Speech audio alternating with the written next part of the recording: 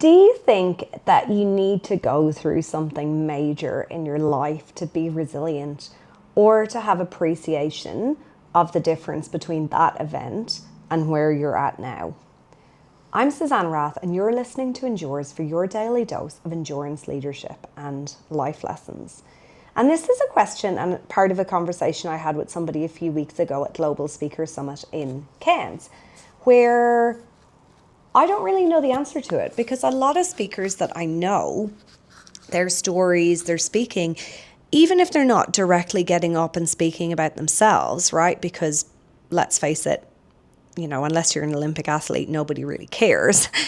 But if they're, using their lessons that they've learned through injury or through business or through leadership or through trauma or whatever the case might be, to invoke a learning for somebody else, is it essential though that we need to have gone through that major event? So for me, I have gone through that, sort of life-threatening bike injury. And so I know the difference between not being able to work in the field I want to work in and being able to work in what I want to work in. I know the difference between being low on energy and having lots of energy. I know the difference between being able to run and not being able to run. And so the differences are so stark that I have this intense appreciation for the things that I can do. And I thought about this but after running the Great North Walk from Sydney to Newcastle the other weekend. So as I mentioned, the podcast over the next few days, I will be coming across covering some reflections from the run, and what it taught me. And one of the things was this idea of resilience. So on that run, I truly unlocked a new level.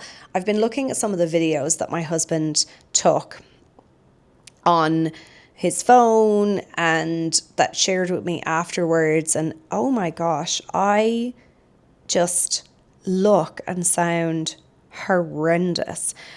And somehow I would manage to get myself from the state of I can't go on, this is it, 10 out of 10 pain one morning in my foot, took me 10 minutes to walk probably 30 meters to the bathroom.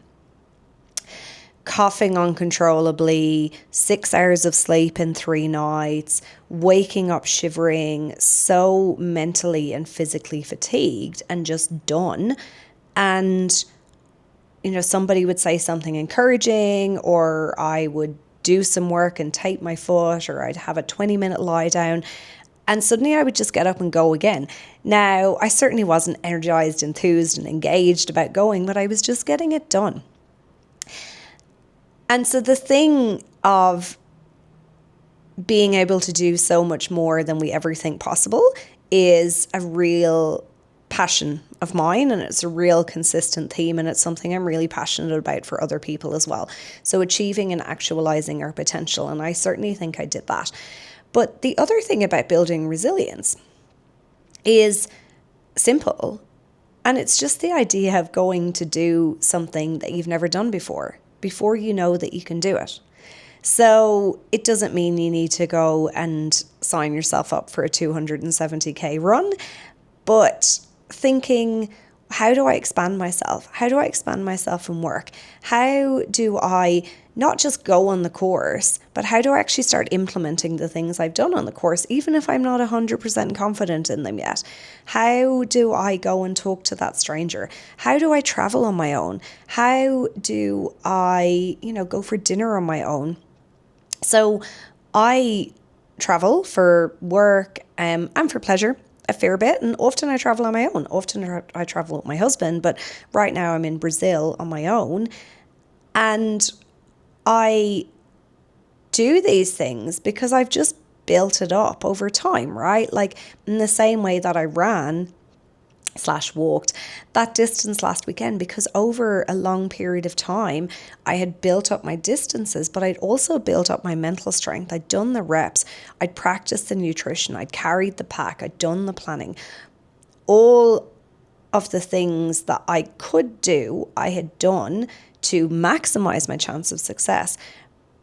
But I still was putting myself out there to do something that I'd never done before. And I really think that that is the key to resilience and to strength. We're not magically born resilient. We're not magically born strong.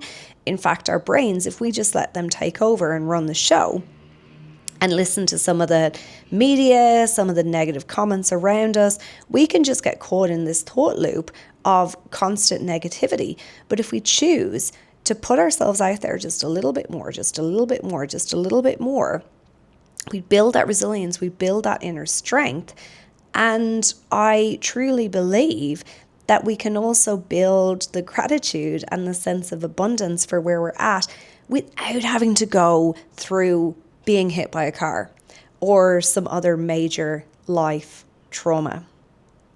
Anyway, I hope that's been helpful for you today, and I will see you tomorrow for more from Endures. Bye.